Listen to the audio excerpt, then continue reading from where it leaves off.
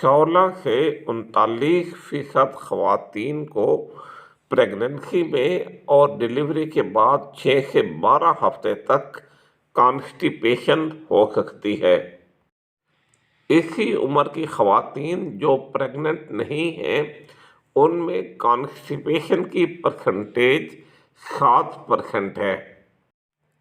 Pregnancy میں constipation کی وجہ یہ ہے کہ ہارمونل چینجز کی وجہ سے چھوٹی آنت یعنی اسمال انٹسٹینز اور بڑی آنت یعنی کولن کی حرکت کم ہو جاتی ہے۔ آپ سے ریکویسٹ ہے کہ اس ویڈیو کو لائک کریں اور میرے چینل کو سبسکرائب کریں۔ پریگننسی میں ایک ہارمون پروجیسٹیرون کی مقدار بڑھ جاتی ہے۔ یہ ہارمون کولن کی موٹیلٹی کو کم کرتا ہے اور اس کی وجہ سے کانسٹیپیشن ہوتی ہے۔ پریگننسی کی ایک اور وجہ یہ ہے کہ بڑا ہوا یوٹرس چھوٹی آنت یا اسمال انٹسٹینز پر دباؤ ڈالتا ہے۔ پریگننسی میں چونکہ آپ کی فزیکل ایکٹیویٹی بھی کم ہوتی ہے اس لیے یہ بھی کانسٹیپیشن کی ایک وجہ ہے۔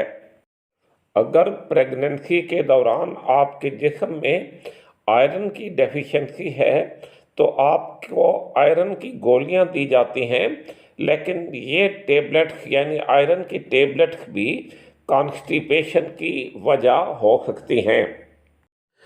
کانسٹیپیشن کی دوسری وجوہات وہ ہیں جو بغیر پریگننسی کے بھی ہو سکتی ہیں۔ یہ کسی میڈیسن کی وجہ سے ہو سکتی ہیں۔ اگر آپ پانی کم استعمال کرتے ہیں تو کانسٹیپیشن ہو سکتی ہے، یا آپ کوئی ایسی ڈائٹ لیتے ہیں جس میں فائبر کم ہے تو یہ بھی کانسٹیپیشن کی وجہ ہو سکتی ہے۔ کانسٹیپیشن کا بنیادی علاج تو احتیاطی تدابیر ہیں۔ آپ کوشش کریں کہ آپ زیادہ پانی پئیں یعنی ہائیڈریٹڈ رہیں۔ وہ پھل اور سبزیاں کھائیں جن میں فائبر زیادہ ہے یا وہ خوراک کھائیں جس میں فائبر زیادہ ہے۔ فائبر کن چیزوں میں زیادہ ہوتا ہے اس ٹاپک پر میری video constipation your health Urdu اسی چینل پر موجود ہے، آپ اسے وزٹ کر سکتے ہیں۔ آپ سے دوبارہ ریکویسٹ ہے کہ اس ویڈیو کو لائک کریں اور میرے چینل کو سبسکرائب کریں۔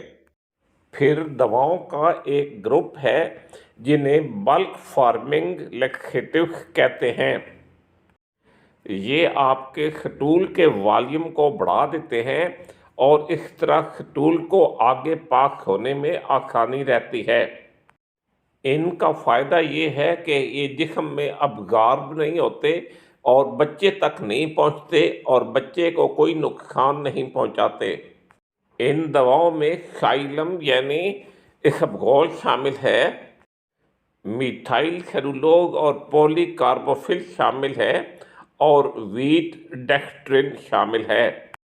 اگر ان چیزوں سے آرام نہ آئے تو میگنیشیم ہائیڈرو آکسائڈ کا استعمال کیا جا سکتا ہے، لیکٹولوز کا استعمال کیا جا سکتا ہے یا بائساکوڈل یا ڈلکولیکس کا استعمال کیا جا سکتا ہے۔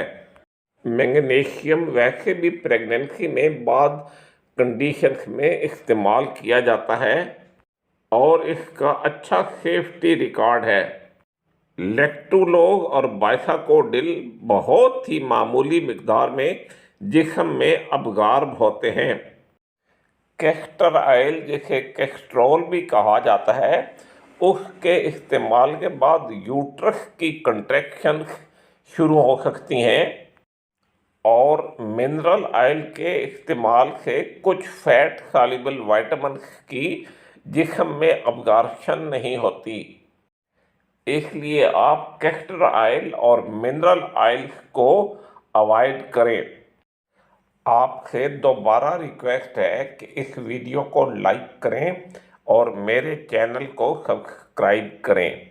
Wishing you a very happy pregnancy. Thank you.